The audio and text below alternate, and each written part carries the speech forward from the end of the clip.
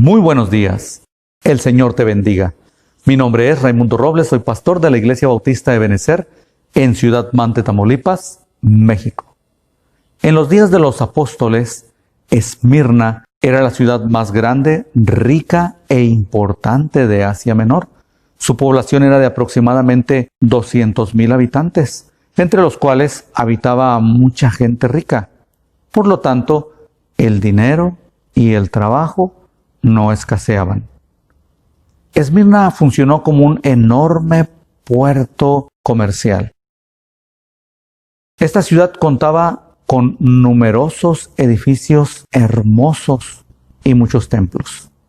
También tenían una escuela para la ciencia y la medicina. Además, contaban con un acueducto que aseguraba la abundante provisión de agua. En la ciudad de Esmirna también había una iglesia cristiana. Pues bien, al pastor de esta iglesia, el Señor Jesucristo le envía un mensaje a través del apóstol San Juan. Este mensaje está registrado en el libro de Apocalipsis, capítulo 2, versículos del 8 al 11. Y en el versículo 8 dice lo siguiente: y escribe al ángel de la iglesia en Esmirna, el primero y el postrero, el que estuvo muerto y vivió, dice esto. Ya hemos hablado del esplendor, el progreso y la belleza de esta ciudad de Esmirna. Pero es curioso que su nombre es símbolo de sufrimiento. La palabra Esmirna significa mirra. La mirra es una goma amarga que se extrae de cierto árbol, provocando numerosas incisiones en su corteza. Inmediatamente que este árbol ha empezado a cortarse, comienza a exudar una goma amarga. Esa es la mirra. Y esta goma no se retira inmediatamente del árbol, sino que se deja por varios días para que fluya la mayor cantidad posible de goma y también para que el viento la seque hasta el punto en que queda dura.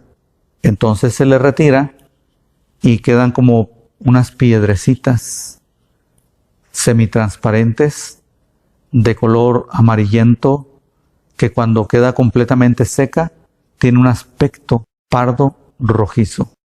Y esta goma era muy valorada en la antigüedad porque se utilizaba para desinfectar. También se usaba como un anestésico, incluso cuando había personas que eran condenados a muerte, pero que previamente iban a sufrir el martirio, entonces se les daba una bebida que contenía mirra para que los dolores pudieran ser más soportables, a través de que eran anestesiados con una bebida en la que se aplicaba mirra. Esta sustancia o esta goma, la mirra, también se usaba para preparar perfumes e incienso. Y cuando a esta goma se le machacaba, daba un aroma muy agradable. Entonces tal vez por eso sea un símbolo de sufrimiento, porque imagine usted que el árbol, para que produzca su mejor producto, primero tiene que ser herido. Al igual que la mirra, la iglesia de Esmirna es un símbolo de sufrimiento, ya que cuando el apóstol Juan escribió esta carta, la iglesia estaba pasando por una dura prueba. Dice en Apocalipsis capítulo 2, versículo 9. El Señor Jesucristo le dice al pastor de la iglesia en Esmirna: yo conozco tus obras y tu tribulación y tu pobreza. Cuando el Señor Jesucristo le dice al pastor: yo conozco tus obras, quiere decir, yo sé lo que haces y cuál es la motivación que te alienta para hacerlo. Cuando le dice, y tu tribulación, le quiere decir, sé que estás sufriendo. Y tu pobreza. La traducción más exacta para esta palabra pobreza, en realidad debió haber sido indigencia. Un indigente es una persona que carece de los medios más necesarios para vivir. No tiene casa, no tiene trabajo. La única posesión que lleva consigo es la ropa que trae puesta. Pues bien, el Señor Jesucristo está diciendo que el pastor de la iglesia en Esmirna era un indigente. Pero no solamente el pastor era un indigente, sino que toda la congregación de la iglesia en Esmirna estaba integrada por indigentes. Y aquí surge una pregunta. ¿Cómo es posible que en una ciudad tan próspera, con tanto trabajo, pudiera existir una iglesia en la cual todos sus integrantes, todos sus miembros, eran personas indigentes? La razón es esta, que la ciudad de Esmirna era una ciudad que se caracterizaba por su fidelidad al emperador, por su fidelidad al César. En aquellos días, el emperador había promovido que se le viera como a un dios y se le adorara como tal. Y en la ciudad de Esmirna se rendía un culto ferviente al César. La mayoría de su población eran adoradores fervientes de César. Entonces, cuando alguien se convertía al cristianismo, lo metían a la cárcel. Y cuando salía de la cárcel, ya le habían despojado de todos sus bienes, le habían quitado su casa, sus muebles. Había quedado completamente en la indigencia. Ahora, lo más probable es que cuando esto sucedía, pues el recién convertido, el nuevo hermano en Cristo, tenía que buscar un trabajo para poder sobrevivir, pero difícilmente lo encontraba, pues debemos entender que los únicos que tenían el poder económico para pagar el sueldo de un empleado, pues eran los paganos. Y los paganos veían muy mal a los cristianos. Entonces difícilmente les iban a dar trabajo. Y cuando les daban trabajo, era con sueldos miserables y con largas jornadas laborales. Pues aún así, cuando un cristiano conseguía trabajo, se esmeraba por realizarlo, iba ahorrando y comenzaba poco a poco a comprar pertenencias. Entonces, no faltaba el día en que una chusma enardecida de paganos llegaba hasta donde él estaba y destruían todas sus pertenencias. De esta manera, todo aquel que decidía convertirse a Cristo tenía que aceptar vivir como un indigente. Se dice que algunos de los miembros de esta iglesia, antes de ser cristianos, fueron gente muy rica. Pero al convertirse a Cristo, tuvieron que renunciar a todas sus posesiones. Y pasaron de ser gente rica, gente poderosa, a vivir en la indigencia. Definitivamente, esa fue una prueba muy grande de su amor por Jesucristo. Una gran prueba de amor.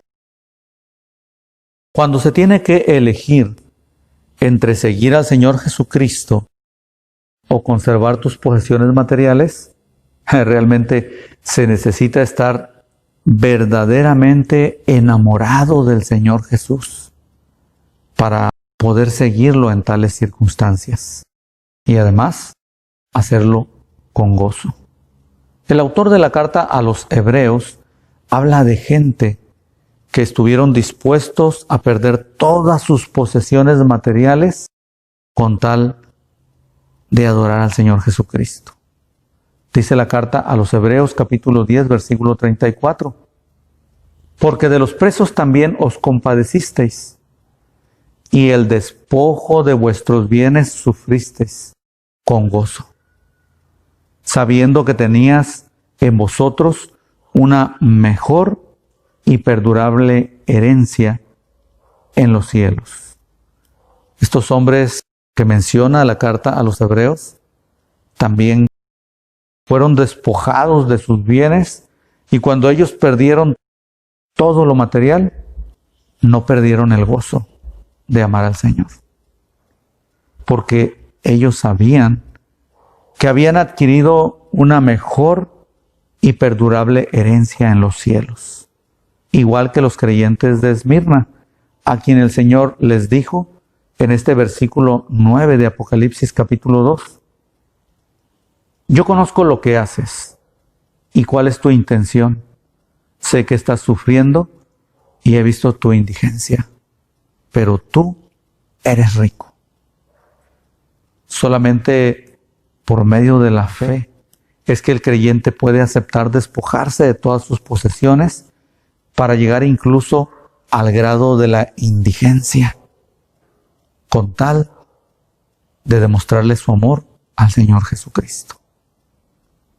Uno de estos creyentes que renunció a todas sus posesiones fue Moisés. La carta a los Hebreos capítulo 11, versículo 24 al 27, dice lo siguiente: por la fe Moisés, hecho ya grande, rehusó llamarse hijo de la hija de Faraón, escogiendo antes ser maltratado con el pueblo de Dios que gozar de los deleites temporales del pecado, teniendo por mayores riquezas el vituperio de Cristo que los tesoros de los egipcios, porque tenía puesta la mirada en el galardón.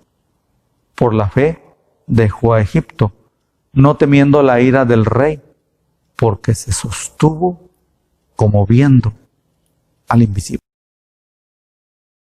En el Salmo 73, versículos 25 y 26, el salmista le dijo al Señor: ¿a quién tengo yo en los cielos sino a ti?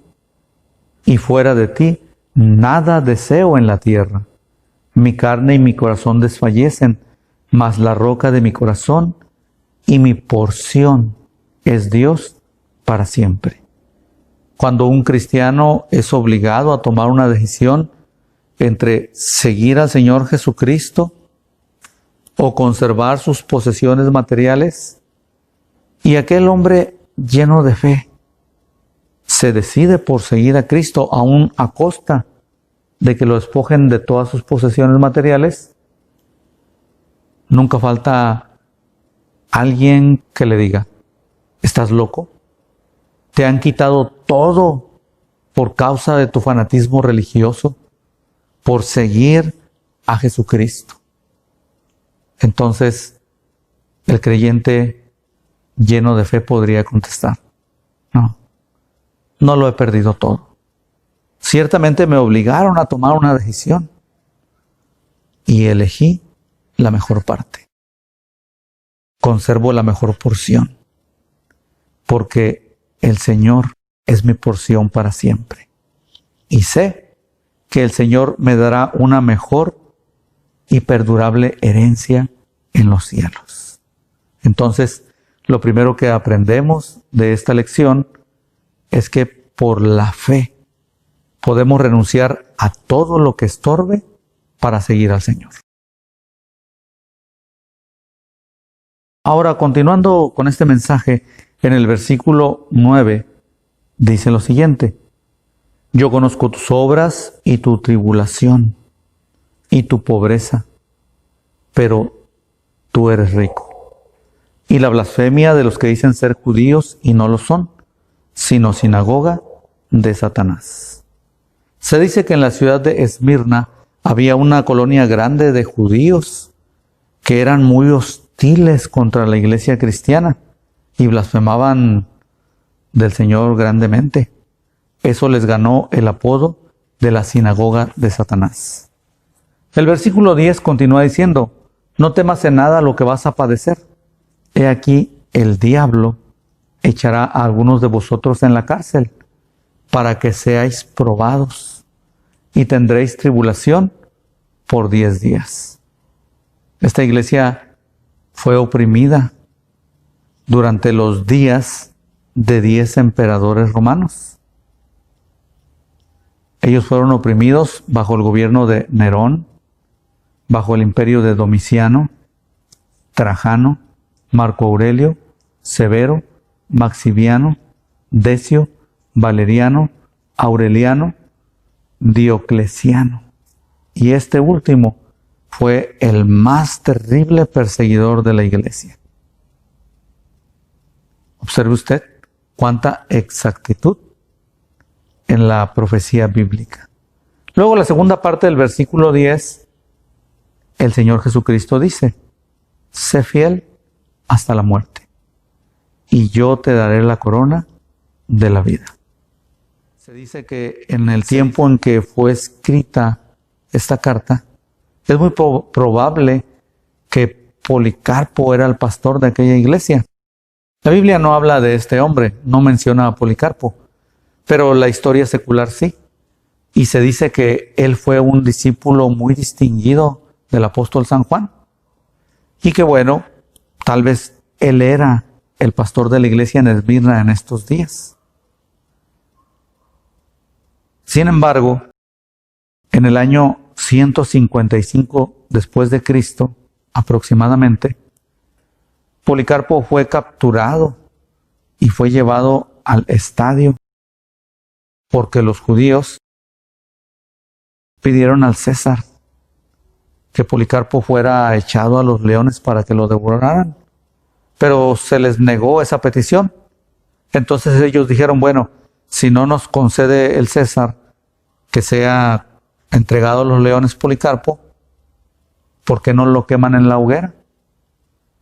Y cuando fue autorizada esta petición, los mismos judíos, aquellos judíos hostiles contra el cristianismo, fueron los que depositaron la leña a los pies de Policarpo para que fuera quemado vivo. Ya cuando estaba Policarpo a punto de ser ejecutado de esta manera, le decían: renuncia a tu fe, reconoce que César es el Señor. Y Policarpo dijo lo siguiente: he servido al Señor por 86 años y Él jamás me ha hecho mal. De Él solo he recibido bendición. ¿Cómo podría traicionar a mi rey? Después de esta declaración de Policarpo, se encendió la hoguera y Policarpo fue quemado vivo. Pero aun cuando las llamas estaban quemando su cuerpo, ni aun así renunció al Señor, sino al igual que la mirra, al ser quemado como el incienso, su vida produjo un aroma agradable al Señor. Un fragante aroma de adoración al Señor Jesucristo. Hoy en día hay quienes sufren el despojo de sus bienes por causa de su fe en Cristo. Hay otros que han sido llevados al martirio por su fe en el Señor. Todos ellos sufren. Pero llegará el día en que, al igual que Policarpo, ellos recibirán su corona de vida. Apocalipsis 2:10: sé fiel hasta la muerte, y yo te daré la corona de la vida. A ciencia cierta, no podemos asegurar qué es la corona de la vida. Pues se suponen diferentes cosas, hay diferentes opiniones en cuanto a qué es la corona de la vida. Una de ellas es la siguiente: en la ciudad de Esmirna tenían su acrópolis. La acrópolis estaba situada en un promontorio, en un monte. Y en ese lugar se centraban los poderes de la ciudad y las cosas más importantes. Por supuesto, los edificios majestuosos y todo lo más célebre estaba ubicado en la acrópolis de la ciudad. Y la acrópolis de Esmirna era tan hermosa que fue llamada la corona de Esmirna. Nosotros creemos que la corona de la vida es un premio, un galardón que el Señor entregará a todos aquellos que fueron fieles hasta la muerte. Y pensamos que consiste en que les dará un lugar especial en su reino. Dice el Salmo 56, versículo 8, en la versión de la Biblia, Palabra de Dios para Todos. Dice lo siguiente: tú has visto mi sufrimiento, has recogido mis lágrimas. ¿Acaso no tienes todo eso registrado en tu libro? Y creemos que el Señor está llevando la cuenta de todo nuestro sufrimiento, de todo nuestro dolor que hemos padecido por amor de su nombre. Entonces, lo segundo que aprendemos de esta lección es que quienes padecen por el Señor, un día recibirán su recompensa. El Señor Jesucristo termina su mensaje a la iglesia de Esmirna en el versículo 11, diciendo: el que tiene oído, oiga lo que el Espíritu dice a las iglesias. El que venciere no sufrirá daño de la segunda muerte. ¿Cómo es que un cristiano puede vencer en medio de tanta adversidad? Bueno, la Biblia dice en la primera carta de Juan, capítulo 5, versículo 5, porque todo lo que es nacido de Dios vence al mundo. Y esta es la victoria que ha vencido al mundo, nuestra fe. ¿Quién es el que vence al mundo? Sino el que cree que Jesús es el Hijo de Dios. Todos aquellos que hemos creído en el Señor Jesucristo, que le hemos aceptado como nuestro único y suficiente Salvador y Señor de nuestras vidas, hemos vencido.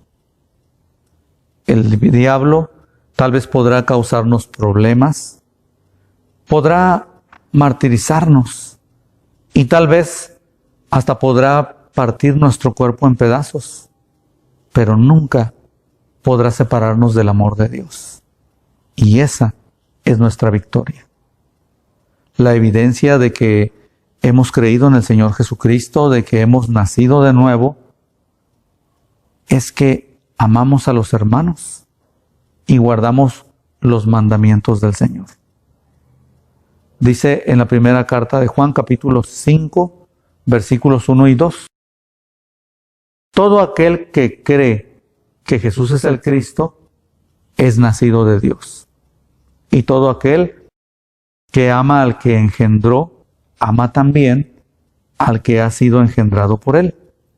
En esto conocemos que amamos a los hijos de Dios, cuando amamos a Dios y guardamos sus mandamientos.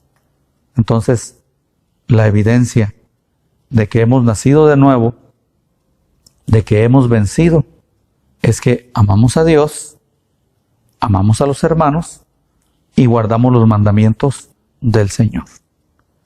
Apocalipsis 2:11, el que tiene oído, oiga lo que el Espíritu dice a las iglesias.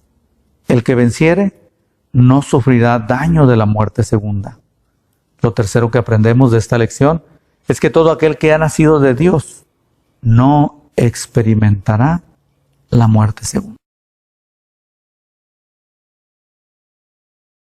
Oremos. Amoroso Padre Celestial, Señor, en esta hora queremos rogarte en el nombre de Jesucristo que tu Santo Espíritu llene nuestras vidas, Señor. Que tu Santo Espíritu tome el control de nuestro libre albedrío y que nos llene del gozo de tu presencia. Padre, que a través de la comunión contigo, a través de nuestra comunión diaria contigo, Señor, podamos crecer en fe. Y Señor, que de esta manera podamos mantenernos firmes hasta el final. En Cristo Jesús te lo rogamos. Amén. El Señor te bendiga.